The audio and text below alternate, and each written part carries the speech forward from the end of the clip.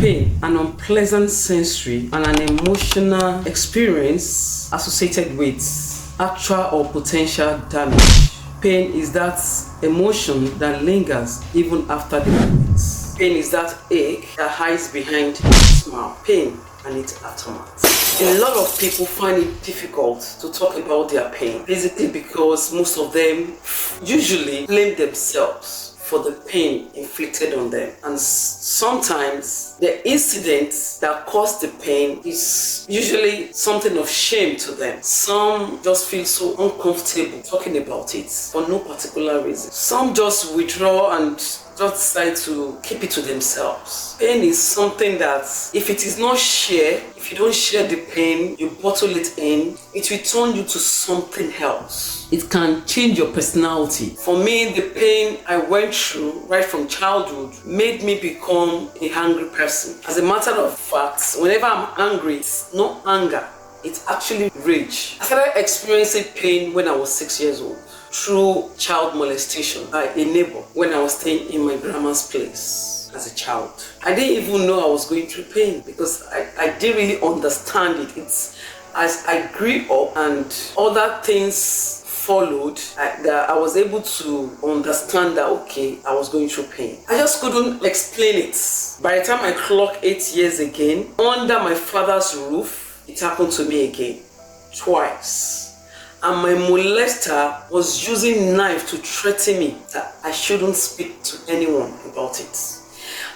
Initially, I didn't know what he did to me was even wrong until he started using knife to threaten me in the house whenever I'm alone. So I was always scared and I was always angry that I could not speak out.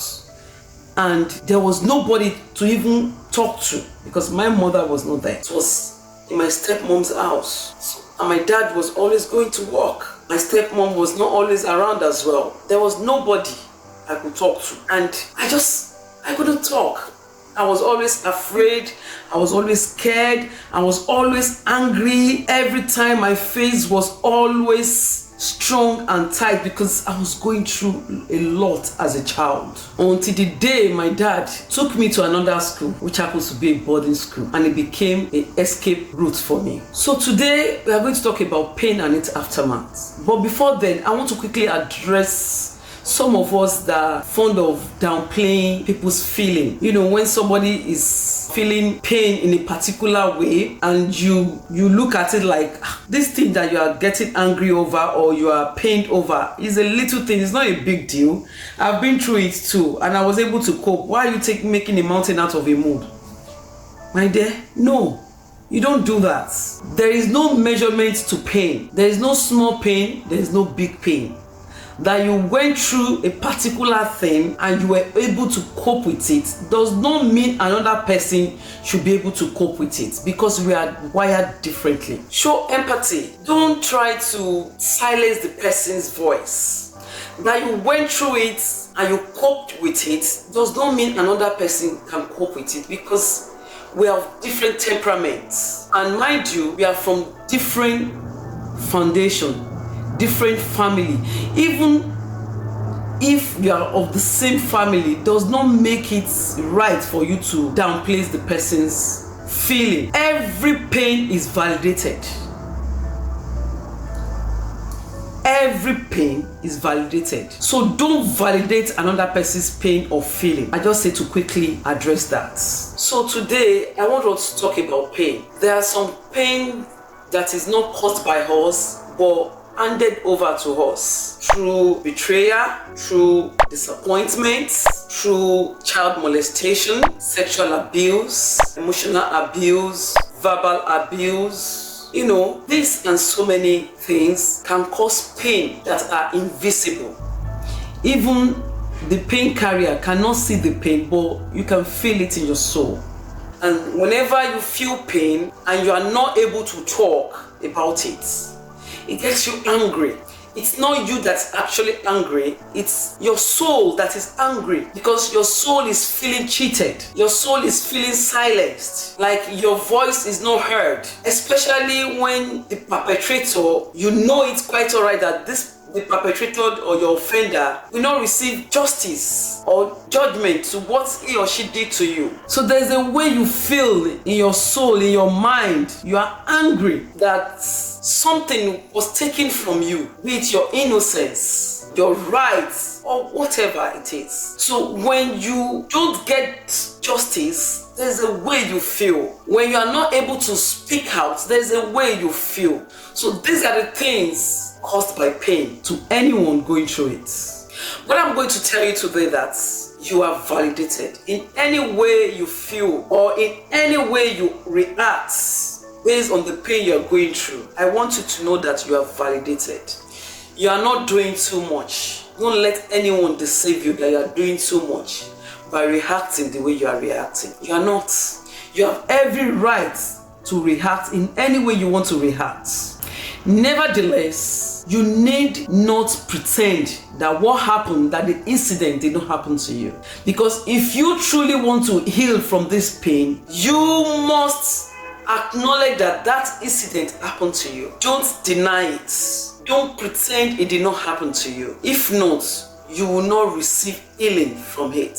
And it will affect you. It will affect your life. It affected me a lot. A lot. After leaving home for the boarding school, I couldn't make friends with people. I was never a happy child. You know, the memory kept coming back to me. I couldn't just forget it. At times when I'm sleepy, I will see a flash of my stepmom's brother that molested me, because that was really, really fresh in my memory. So it was a lot on me. I was carrying a lot as a child. And I went on like this till I got to secondary school. I went to the boarding school from primary 1 to my SS3, all through. I escaped from my molester, but I never escaped from all the pains that have been inflicted on me. And I grew up with this thing. I was always angry. I was always bitter. I was always furious. When I'm angry, oh my God, my anger was a rage. You cannot stand me if I'm angry. It was so bad.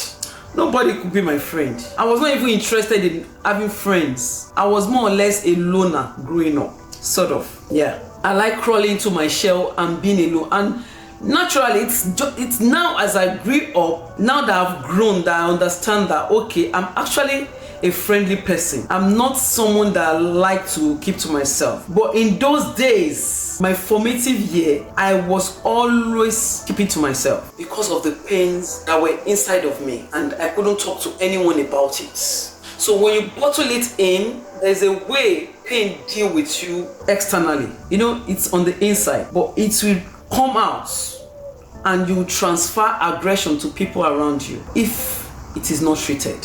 So you need to acknowledge that that incident happened to you, whatever it is, be it emotional abuse. Come to terms with it. Do not deny it. Do not deny it so that you can heal from it, because that's where healing starts from. So come to terms with it. Talk about it. Look for someone you can trust that you can talk to about it. If it is going for therapy, it's all good. For me, I didn't do all these things, to be honest with you. But mine was a spiritual healing. I became healed spiritually. It was God that healed me by himself. You know, he saw what I went through as a child. So when I gave my life to Jesus, that's where it started from. I started receiving healing gradually. It was a long journey. It was not a one-day journey. But I acknowledge it.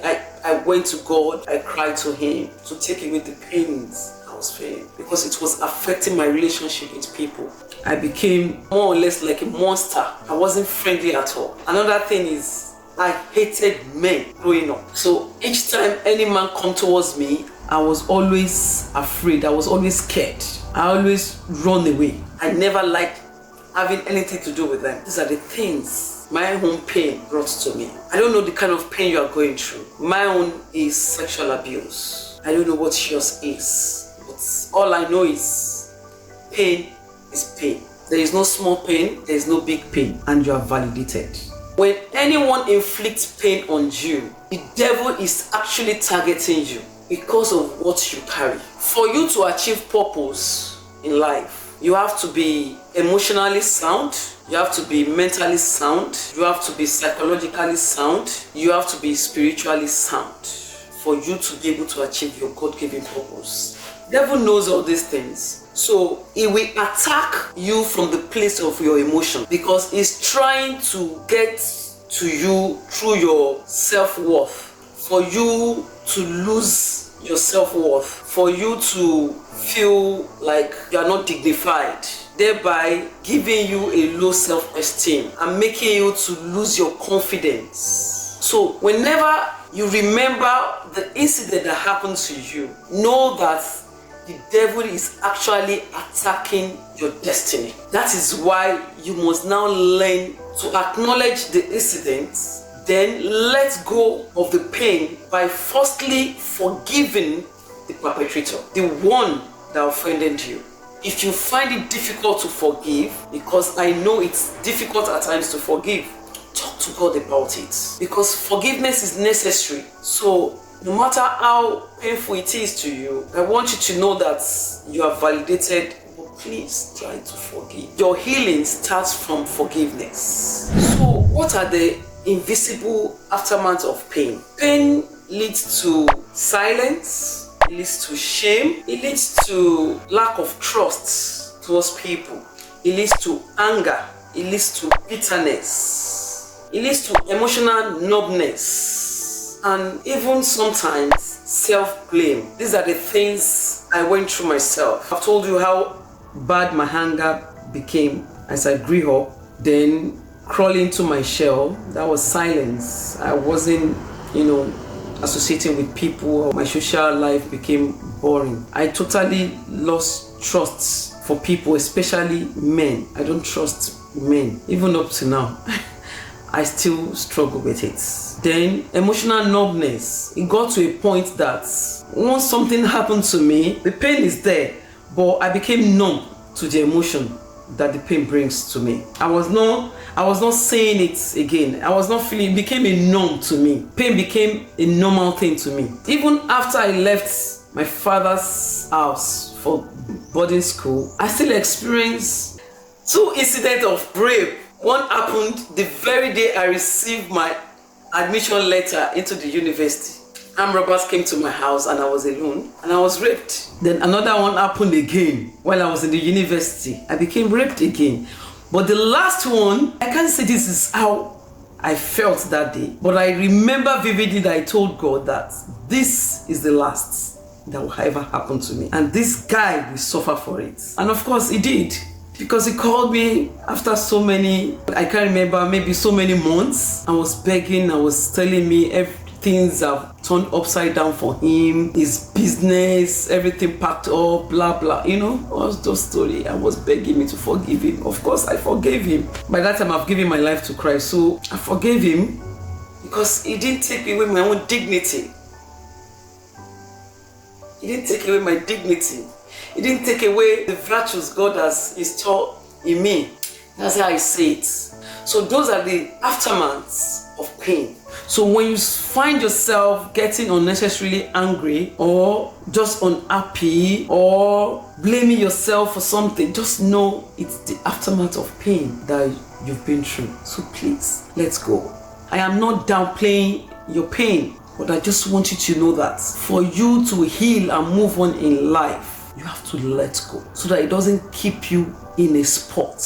Your innocence might have been taken, or your voice, but guess what? Your dignity was never taken. The incident does not define who you are. That is not you.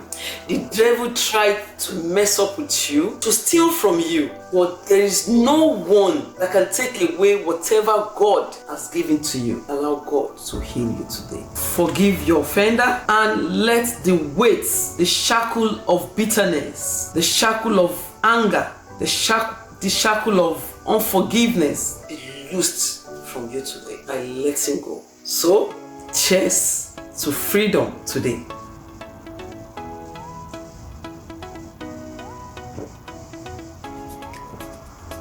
Congratulations to us.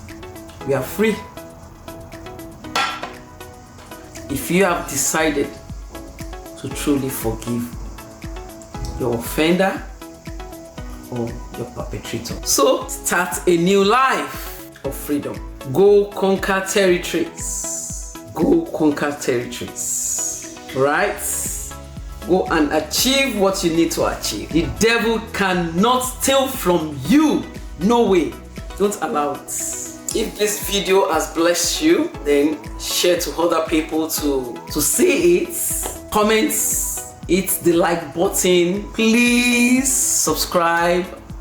Help this channel to grow. Okay, thank you so much. If you are watching for the first time, I want to say welcome to this channel. Thank you so much for joining me today. God bless you. And those of you that be following me on Facebook, reading the daily nuggets to encourage me, thank you so much. God bless you. If I get to follow my page on Facebook, Diary with SFO, please do so that you can get to read our daily nuggets for life hacks on life journey. So until I come your way next time again, you take care of yourself and have a wonderful evening. God bless you.